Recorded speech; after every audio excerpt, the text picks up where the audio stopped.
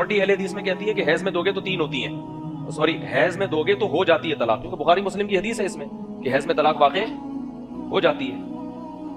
لیکن بعض اہل حدیث کہتے ہیں کہ حالت حیض میں طلاق واقع نہیں ہوتی. وہ کیوں کہتے ہیں یہ بھی دیکھ لو, بہت گھماتے ہیں اس میں مسئلے کو. وہ گھماتے اس لیے ہیں کہ اگر وہ یہ مان لینا کہ حالت حیض میں طلاق ہوتی ہے, کیونکہ اس میں تو بخاری مسلم کی واضح حدیث ہے, تو پھر 3 طلاقوں کو بھی 3 ماننا پڑے گا, کیونکہ وہ یہ کہتے ہیں کہ 3 طلاقیں دینا ناجائز ہے اور ناجائز کام واقع نہیں ہوتا.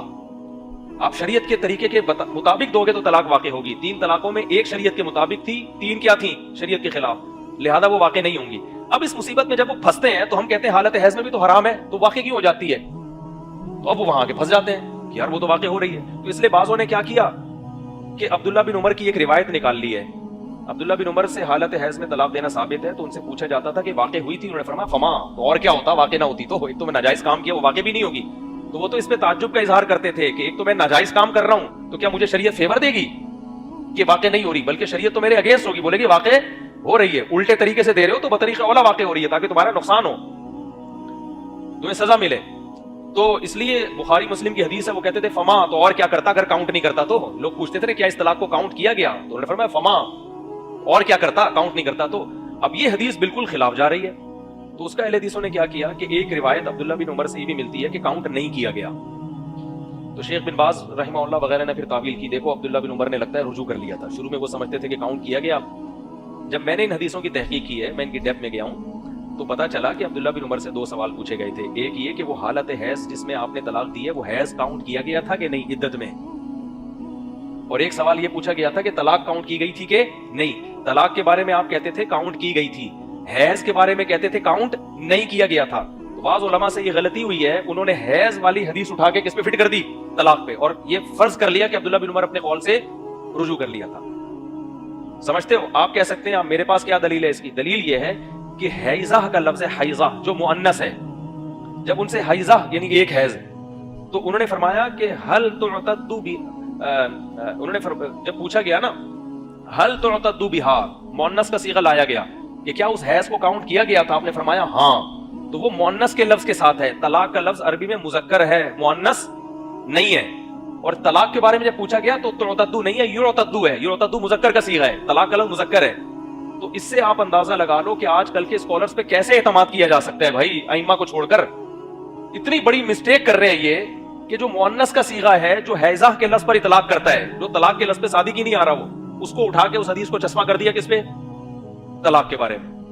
تو ان سے 2 سوال پوچھے گئے تھے عبداللہ بن عمر سے کہ حیض میں طلاق کو آپ نے کاؤنٹ کیا, حیض کو کاؤنٹ کیا, تو انہوں نے فرمایا ہاں حیض کو میں نے کاؤنٹ کیا ہے, یعنی وہ عدت, سوری کاؤنٹ نہیں کیا, الٹا کر دیا میں نے, کاؤنٹ نہیں کیا میں نے. اور طلاق کو کاؤنٹ کیا, انہوں نے کہا ہاں کاؤنٹ کیا ہے. تو دونوں سوال الگ الگ نوعیت کے تھے. تو اب اہل حدیث میں یہ حیض کے بارے میں اختلاف ہے, پھر طلاق میں اتنے اختلافات ہیں. میں نے تو کتابیں پڑھی اہل حدیثوں کی, ہے ہوائی باتیں تھوڑی کر رہا ہوں میں. کچھ اہل حدیث کہتے ہیں تینوں طلاقیں واقع ہو جاتی ہیں. حافظ زبیر علی صحیح صاحب کا یہی نظریہ تھا, اور بعض اہل حدیثوں کا اور بھی ہے یہ نظریہ کہ اکٹھی 3 طلاقیں واقع ہو جاتی ہیں. اب جو 3 طلاقیں دیتا ہے, اگر وہ اہل حدیث کے قول پہ چلتا ہے, تو ان اہل حدیث سے فتویٰ کیوں نہیں لیتے جو 3 کو واقع کرتے ہیں؟ وہ انہی سے پیچھے کیوں جا رہے ہیں جو 3 کو واقع نہیں کرتے؟ حالانکہ دونوں کا دعویٰ ہے کہ ہم کس کو مانتے ہیں, قرآن حدیث کو. تو یہ خواہشات کی غلامی نہیں تو اور کیا ہے بھائی. دوسری بات, جو اہل حدیث کہتے ہیں 3 طلاقیں ایک ہوتی ہیں, ان میں پھر کچھ کہتے ہیں کہ الگ الگ مجلس میں 2 تو 3 ہوتی ہیں, الگ الگ مہینوں میں 2 تو بھی 3 ہوتی ہیں.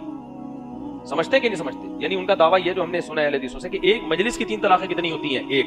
اس سے لگ رہا ہے کہ وہ یہ کہنا چاہ رہے ہیں کہ 3 مجلسوں کی کتنی ہوں گی, 3.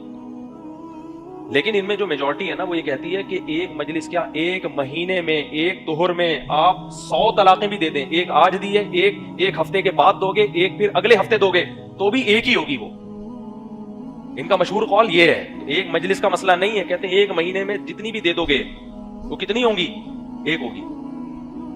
اب اس میں بھی پھر ان کی 2 رائے ہیں کہ 3 مہینوں میں 3 دینے سے 3 ہوں گی, میجورٹی یہ کہتی ہے. لیکن ان میں یہ بھی کہتے ہیں کہ پہلی طلاق سے اگر آپ نے رجوع کر لیا تو پھر اگلے مہینے میں دوسری ہوگی, پہلی سے رجوع نہیں کیا تو اگلے مہینے میں دوسری نہیں ہوگی. اتنے اقوال صرف طلاق کے مسئلے میں اہل حدیثوں کے ہیں.